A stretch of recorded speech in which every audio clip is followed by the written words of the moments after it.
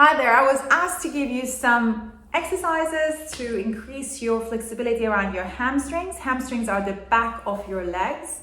So if you are the person who can't touch their toes and dying to touch the toes, this is for you. So I'm going to show you 3 different positions in which you can stretch. You don't have to do all of them. You can choose one of them. I'm going to start with lying down on your back. In that position, your back is fully supported, and that's going to be a great way to get your hamstring stretched in a very safe way. If you can, I'm going to show you a more advanced version, which is in standing. So you can give that a go. There's an advantages and disadvantages for that position too, and I'm going to talk about it later. And lastly, I'm going to show you sitting down. So sitting down might be more practical for you. There's some challenges with that position, which I will address. But overall, I just want you to do it. So you need to choose something that feels comfortable. To start with that, I would say about 2 minutes a day. If you do 2 legs at one go, it would be 2 minutes. If you do one leg and then the other leg, which I will demonstrate right now, it will be 2 minutes on each leg. But don't choose based on how long it's going to take. Choose based on which position feels the most comfortable, practical, one that you're actually going to do. All right? 2 minutes is not going to make the difference. So let's jump right in. So let's start by lying down on a mat, and you would need a band or a belt, anything that you have at home will do. Lying down on your back, if you feel any tension in your neck, or you don't feel any tension but your eye gaze is going backwards and not up towards the ceiling, do use some kind of a cushion underneath the neck. It's important that your upper back is relaxed, so your lower back can be also relaxed. Okay? If you can also fold your hair sometimes like this, and it gives you a little bit of a lift on your head. We're going to start by lifting one leg up, and then if you can, without any pain in your lower back, lengthen the other leg down on the floor. You don't have to though. Place the belt either around your heel or even your ankle like this. Okay, so we're starting with a passive stretch. Your shoulders should be relaxed. If you can, elbows down to the floor, and then lengthen the other leg, stretching the leg up. Okay, so I should be feeling a stretch on my leg. Your leg should not be as high as mine, or wherever it is that you feel a stretch at the back of your leg, it's working. Okay, that's great. So just be there. And if I don't feel a stretch, or if I start to open up, I can go a little bit further and maybe walk up with my hands towards my foot. But just really feel relaxed around your upper back and your shoulders. Now, the thing is here that you want to hold it for 2 minutes. You will never hold it for 2 minutes unless you actually put a timer, okay? So you're gonna hold it for 2 minutes. I'm not gonna hold it now for 2 minutes. I'm gonna hold it maybe for a minute or so, but I want you to make sure you do, okay? This is going to make a difference. And as I said, if you do it one leg and then the other leg, it's going to be 2 minutes on each leg. Don't try to look for the best saving time option, because you need to do the exercise that feels best for your body, especially your lower back, as I said before. And this position where you are lying down supported on your back might be the best one for you. You can also bend that knee, as I said, or put the cushion underneath your head.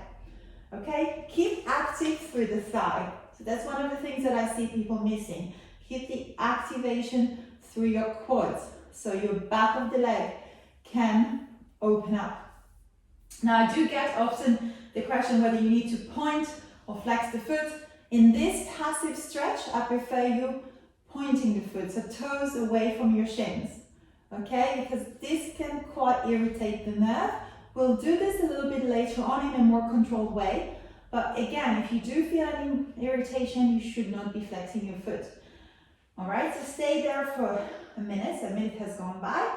And now the next thing I want you to do is let go of the belt. Place your hands behind your thigh. So really kind of pull on the knee towards your chest as much as you can. And then flex the foot. This one I want you to do, flex the foot. And stretch the legs. So be active. I'm kind of giving myself a bit of a pull here through the hip, but the knee action is done actively. Okay, and then again, inhale, so it's a passive hip flexor, passive hip flexion and an active knee extension. And again, inhale, bend, exhale, stretch. What we're going to do here is basically what is called nerve flossing. So we have a nerve starting from the back all the way through the posterior chain, the back of the body, the glutes, the buttocks and the back of the leg. And it's like releasing and stretching it, making a flossing mechanism for the nerve. So if you can do flex the foot here. So you see my toes are close to the shins, and I'm doing about 10. I lost the counts. You're not surprised, huh? Okay, one more. So hold it, okay, and then release. And I want you to let go of the hands, so hands off, and then you're holding this actively for 10 seconds. This should feel quite a work, yeah, because I'm really trying to stretch the leg. So thighs on fire, so I can open the back of the leg. You can push the other leg down towards the floor. 5 seconds, 4, 3, 2, 1, and let go. And now just place both legs on the floor. You should feel the difference. I feel this leg is longer. All right, so let's do the other side. Remember, we're starting with the belt. Whatever you have at home, you can use like a towel. All right, and we're starting with a passive stretch. Point your foot, lift the leg up.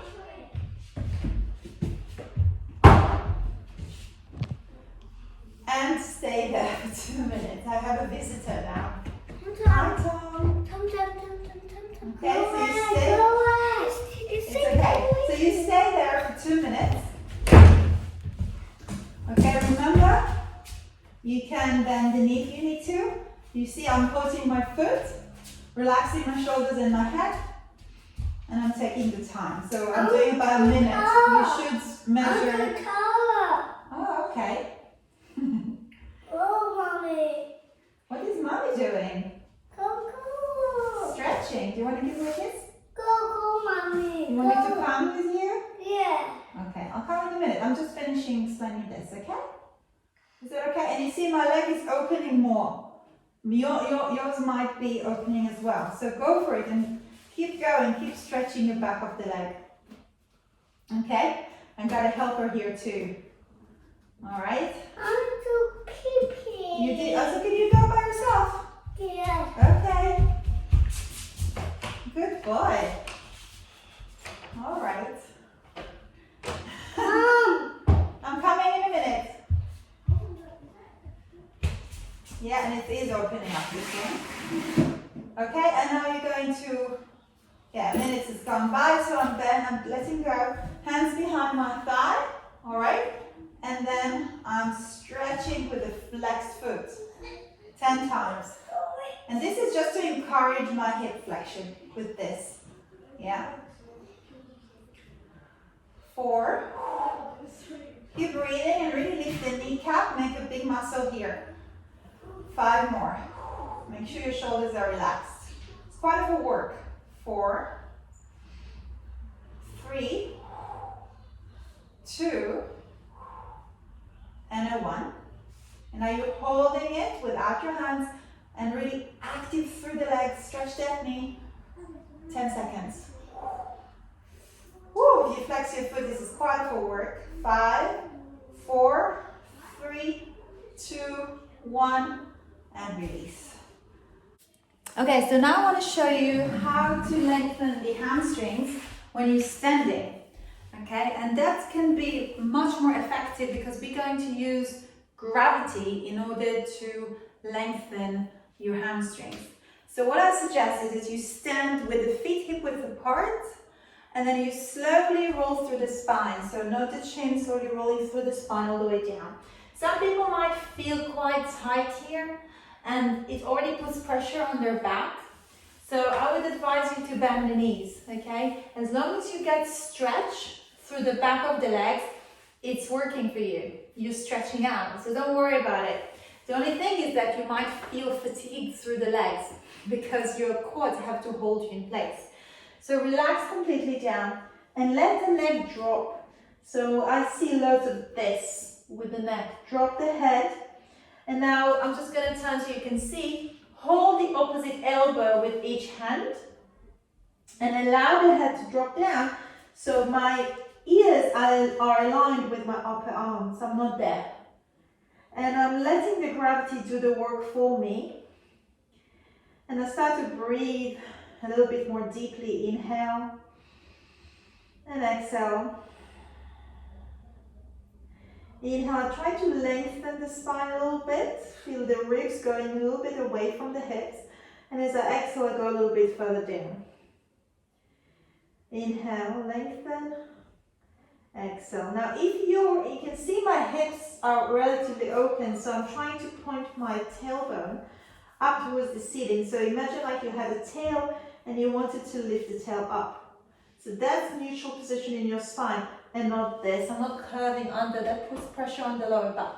Okay? And you're not effective through the stretch. You want to lengthen the tailbone so your sitting bones are up towards the ceiling. And now from here you can go to the right side a little bit. I'll show you from here. I'm not moving my hips, my knees are stable. I'm just opening my left ribs, coming back center.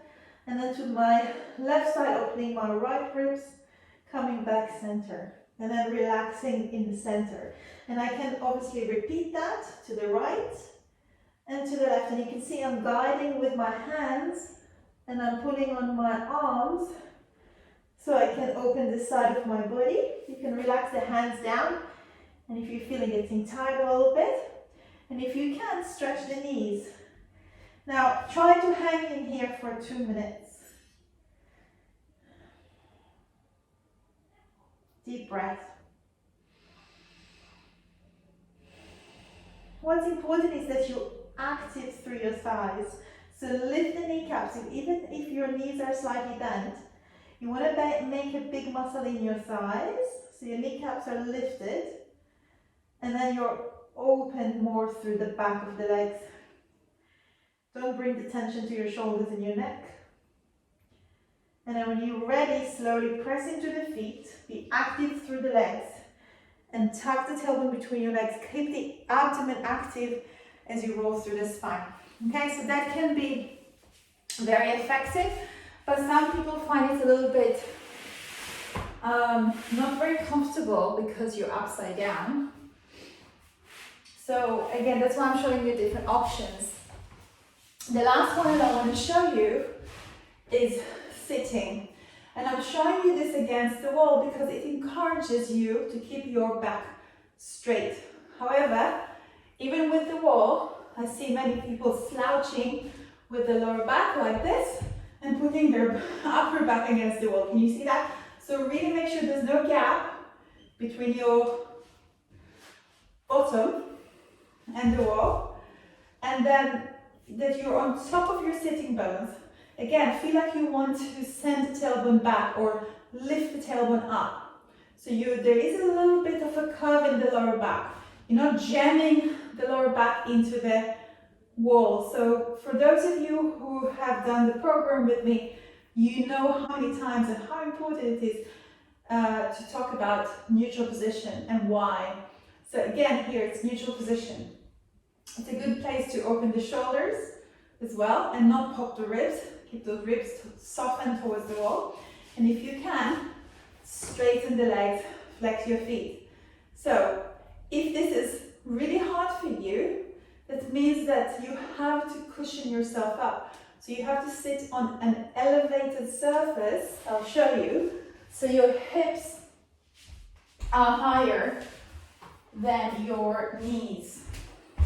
So you're not straining your back. If you can't keep your back straight and your tailbone is tucked between your legs, so you have to lift your seat up and then you can stay upright. This is super important because it can put pressure on your lower back. So obviously you can just sit in the middle of the room. I'm just showing you here because sometimes it's nice to have that feedback, but it's not about leaning into the wall. It's just a reminder that you have to stay upright. Now, sitting like this might be already quite challenging. And then you can hinge forward to get a bit more length. You can keep the knees slightly bent if you feel it's too much, as long as you get some stretch in the back of the legs. What is important here, and unfortunately I see this mistake quite often, is that in order to get a stretch, people round their back like this and they put pressure on the lower back, and that's not effective and can create pain.